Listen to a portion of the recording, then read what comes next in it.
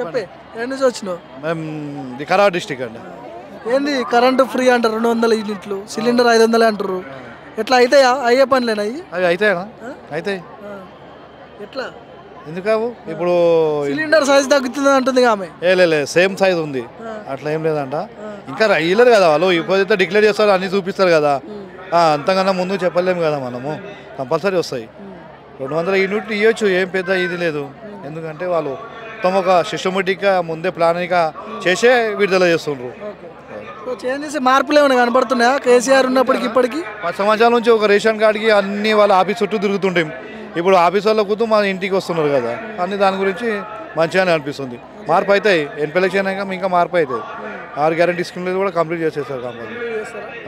ఎట్లుంది రేవంత్ పాలన? ఎట్లుంది రేవంత్ రెడ్డి పాలన? బాగుంది అన్న, పర్వాలేదు, బాగా నడుస్తుంది. ఎట్లుంటుంది పార్లమెంట్లో సిచ్యువేషన్? ఎట్లుంటుంది పార్లమెంట్? బాగుంటుంది అన్న. వస్తుంది అన్న, కంపల్సరీ వస్తాయి. ఎక్కడి నుంచి వచ్చినావే? ఎన్ని నుంచి వచ్చినావు? ఎవరు? ఎట్లుంది అక్కడ పరిస్థితి? ఎట్లుంది? ఇప్పటికైతే మంచిగా నడుస్తుంది. కేసీఆర్ ఉన్నప్పటికి ఇప్పటికి ఏమైనా తేడా కనిపిస్తుందా? చాలా ఫరక్ అయిపోయింది. ఇప్పుడు కేసీఆర్ పోయినప్పటి నుంచి ఇప్పటికైతే చాలా ఫరక్ అయింది. ఏం కనపడదు నీకు తేడా? వేరే ఏమున్నది, జర ఇప్పటికైతే ప్రజల్లో పట అయితే మంచిగా నడుస్తున్నది. ఈ కాంగ్రెస్ వచ్చిన దానికి కొంత కొన్నివి అమల్లోకి వచ్చినాయి కదా, దాని నుంచి కొంత ఓకే అయింది. ఇక ఇంకా 2 ఉన్నాయి, 4 అయితే ఇవైనాయి కదా, ఇంకా 2 అమల్లోకి వస్తే అన్నీ ఈరోజు చేస్తారంట కదా. 200 యూనిట్ల కరెంట్ ఒకటి, 500కి సిలిండర్ ఈరోజు అవుతాయంట. అవి ఆల్రెడీ అవి చేసిండు, ఇంకేమున్నది, ఇంకా 2 ఉంటాయి కదా. ఇంకా 2 మిగతాయి. ఆ 2 అయినాయి అనుకో, ప్రజల లోపల ఇది అవుతుంది. तांडूर से आए क्या? हाँ, तांडूर कॉन्स्टिट्यूशन है, यालल मंडल है मेरा। गांव देवनूर है। पहले क्या है बोल तो तेलुगु में भी टाक कर सकता हूँ मैं। ना प्रॉपर వచ్చేసి విలేజ్ దేవనూరు, యాలల్ మండల్, తాండ్రు కాన్స్టిట్యూషన్. మా గౌరవ ఎమ్మెల్యే అయినటువంటి మనోహర్ రెడ్డి సార్ కాన్స్టిట్యూషన్. దాంట్లో మరీ ముఖ్యంగా ఏంటంటే ఒక రాష్ట్రానికి ముఖ్యమంత్రి అయినటువంటి మన వికారాబాద్ జిల్లాకు చెందినటువంటి మన సీఎం రేవంత్ రెడ్డి వికారాబాద్ జిల్లాకు చెందినటువంటి వాసిని.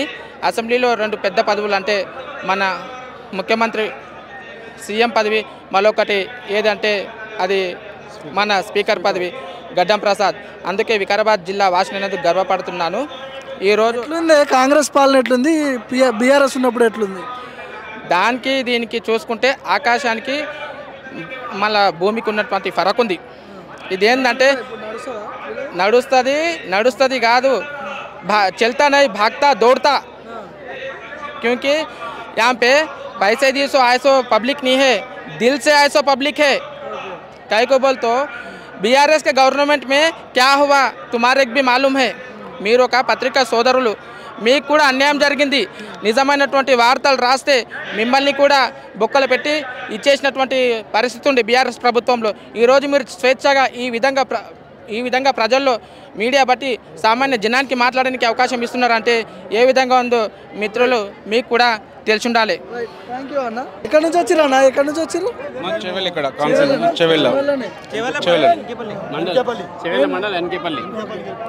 ఎట్లా 6 గ్యారెంటీలు అమలు అవుతాయా? నమ్మొచ్చా? నమ్ముతాం, అవుతాయి. ఇంకోటి 6 గ్యారెంటీలు 100% ఇచ్చిన 100 రోజులలో 100% అమల్లోకి వస్తాయి. ఆల్రెడీ మాకు ఆ నమ్మకం ఉంది. కేసీఆర్ గవర్నమెంట్ 10 సంవత్సరాలు ఉండి మా చెవెళ్ళకి కానీ చెవెళ్ళ ప్రాంతానికి కానీ ఏం చేసిందైతే ఏం లేదు. 111 జీవో అని అన్నాడు, 111 జీవో తీసేయలేదు. మాకు ఇంకోటి ఏంటంటే కాంగ్రెస్ గవర్నమెంట్ 111 జీవో తీసేయకున్నా సరే మాకు ఇంకోటి ఏంటంటే మా పేదలకు, మా గరీబులకు, మా అక్కలకు, మా చెల్లెళ్ళకి అందరికీ మాకు భరోసా ఇచ్చి 6 గ్యారెంటీలు 100%గా అమలు చేస్తారని చెప్పి మాకు ఆ నమ్మకం ఉంది. ఇందిరమ్మ రాజ్యం వస్తుంది, మాకు నమ్మకం ఉంది. మాకు ఇండ్లు అనేది కూడా డబుల్ బెడ్రూమ్ ఇండ్లు అనేది గిట్ట టీఆర్ఎస్ గవర్నమెంట్ ఎక్కడ రాలేదు. ఇందిరమ్మ ఇండ్లే మాకు ఇప్పటివరకు ఉన్నాయి. మా విలేజ్లలో అక్కలు ఉన్నారు, చెల్లెళ్ళు చాలామంది నిరుపేదలు గిట్టున్నారు. మాకు అందరికీ మేలు జరగదని కోరుకుంటున్నాం. ఒక రేషన్ కార్డు కూడా ఇవ్వలేడు, ఒక్క రేషన్ కార్డు కూడా ఇవ్వలేడు. 10 ఏళ్ళల్లో ఒక రేషన్ కార్డు కూడా ఇవ్వలేడు. నేను మైపారెడ్డి డీలర్ను, 10 ఏళ్ళలో ఒక రేషన్ కార్డు మార్పు చేయలేడు. కొంచెం పెళ్లిళ్ళకి వచ్చారు, పెళ్లిళ్ళు అయిపోయిన వాళ్ళకి కూడా బియ్యం లేవు ఇప్పటికీ. వాళ్ళు వచ్చి లబోదిబో మొత్తుకుంటారు, మా పెళ్లిళ్ళకి వచ్చి మా పిల్లలు ఇంత అయ్యారు, మేము ఏం తినాలి. కొత్త రేషన్ కార్డు ఇవ్వలేడు. ఈ ప్రభుత్వం వచ్చింది ఇస్తారని మాకు కరెంట్ ఫ్రీ, సిలిండర్ ఫ్రీ అంటారు కదా 500కి. సో దీనివల్ల బెనిఫిట్స్ ఏమి ఉండొచ్చు? బెనిఫిట్స్ ఏంటంటే చాలామందికి, ఎందుకంటే ఇంతకుముందు కాంగ్రెస్ గవర్నమెంట్ ఉన్నప్పుడు ఏముండే అంటే బెనిఫిట్స్ వల్ల 470 రూపాయలకి సిలిండర్ వస్తుండే ముందు. ఇప్పుడు గిట్ట కాంగ్రెస్ గవర్నమెంట్ గిట్ట 1000 రూపాయలకి సిలిండర్ ఇస్తుంది ఆల్రెడీ. 500 రూపీస్ మళ్ళీ మన అకౌంట్లోకి రిటర్న్ వస్తాయి. ఎందుకంటే మన పైన, ఎందుకంటే రొటేషన్ చేయలేదు కదా అమౌంట్ గిట్ట. ఆ రొటేషన్ ప్రకారంగా మాకు కూడా బెనిఫిట్ అవుతుంది. మా అమౌంట్ గిట్ట 15% అమౌంట్ గిట్ట మా అకౌంట్లో కోసం మేము కోరుకుంటున్నాం. కాంగ్రెస్ గవర్నమెంట్ 500 సిలిండర్స్ అయినా మాకు భరోసా మాకు ఉంది ఆల్రెడీ. ఇంకోటి ఏంటంటే ఇప్పటికీ వితంతులకు, భార్య చచ్చిపోయిన ఆడపిల్లల గిట్ట, భర్త చచ్చిపోయిన ఆడపిల్లల గిట్ట ఎవరికి పింఛన్లు లేవు. ఇంత ముసలోళ్ళకి పింఛన్లు లేవు. ఒకరొక 75 ఏళ్ళు 80 కేసీఆర్ ఉన్నప్పుడు ఇచ్చింది కదా పెన్షన్లు, ఎవరికి వేయలేడు. మేము చూపిస్తాం, మేము ఎక్కడ చూపిమంటే అక్కడ చూపిస్తాం. మా విలేజ్ చేసుకోరు. వాళ్ళకి టీఆర్ఎస్ టీం ఎవరికి ఉంటుందో వాళ్ళకి, వాళ్ళ మనసులకే చేసుకుంటు కానీ ప్రజలకు చేయలేరు. వాళ్ళ వ్యతిరేకం చాలా చేసారు.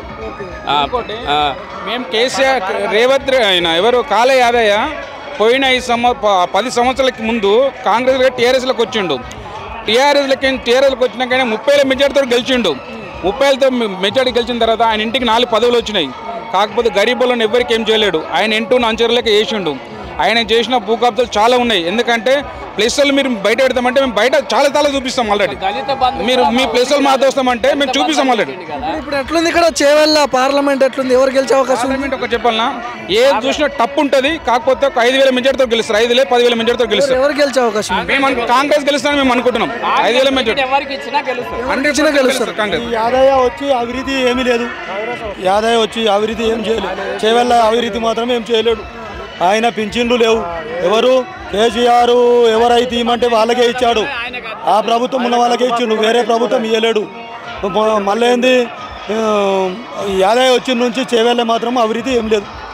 ఆయన బిజినెస్ ఆయన సంపాదించుకుంటు కానీ రియల్ ఎస్టేట్ స్కామ్. ఆయన రియల్ వాళ్ళ కొడుకు జెడ్పీటీసీ, ఎమ్మెల్యే ఇప్పుడు ప్రజెంట్ ఎమ్మెల్యే. ఆయన కొడుకు జెడ్పీటీసీ, వాళ్ళ భార్య ఎంపీపీ, వాళ్ళ కొడుకు జెడ్పీటీసీ, మళ్ళీ వాళ్ళ కొడుకు సర్పంచ్. వాళ్ళకు ఎందుకంటే వాళ్ళకున్న కేసీఆర్ ఇంటిన పదవులు, ఆయన ఇంటిన పదవులు. మొన్న రీసెంట్గా నిన్న 5 days కింద చించల్పేట విలేజ్లో, ఆయన సొంత విలేజ్లో గణేషన్ మండపం వేసుకుంటే తీసేసిండు. మీరు నాకు కోటేయలేరు, మీరు కాంగ్రెస్ కోటేసి అని చెప్పి గణేషన్ మండపం తీసేయడం జరిగింది. పోలీస్ స్టేషన్లో కేసు పెట్టడం జరిగింది. కాకపోతే ఆయన పైరవాలు చేసుకుంటుండు. నేను ఇట్లా చేస్తాడలేము, మళ్ళీ అండర్గ్రౌండ్లో పైరవ చేసుకుంటున్నాను. అండర్గ్రౌండ్ పైరవ చేసుకున్నట్టు ఈ రోజుల్లో ఈలడికి 65 రోజులు 70 రోజులకు దగ్గర వస్తుంది. యాద ఎక్కడ ముఖం ఎక్కడ కనిపించలేదు. మేమే ఎక్కడ తింకపోయినా కిడ్నాప్ అయినా అనుకుంటాం. వెంకటి ఎందుకంటున్నావు, ఆయన అట్లా అయిపోయాడు అన్నాడు. అంతకుముందు అంటే రోజో ఫోటో ఫేస్బుక్లో, వాట్సాప్లో, రోజో పేపర్ గట్లని. మాకు చేసిన చెవుల మండలి చేసినది ఏం లేదు. మాకు ఒకటి ఏంటంటే కాంగ్రెస్ గవర్నమెంట్ మేలు చేస్తామని మేము అనుకుంటున్నాం. మా గవర్నమెంట్ వచ్చింది కాబట్టి రైతు బంధు కానీ, రుణమాఫీ కానీ ఇవన్నీ చేస్తాం. అంచెలంచెలు చేస్తుంది. మాకు ఆ నమ్మకం ఉంది. బడ్జెట్ లో బడ్జెట్ ఉంది కాబట్టి అంచెలంచెలు సమర్థించుకొని చేస్తారు.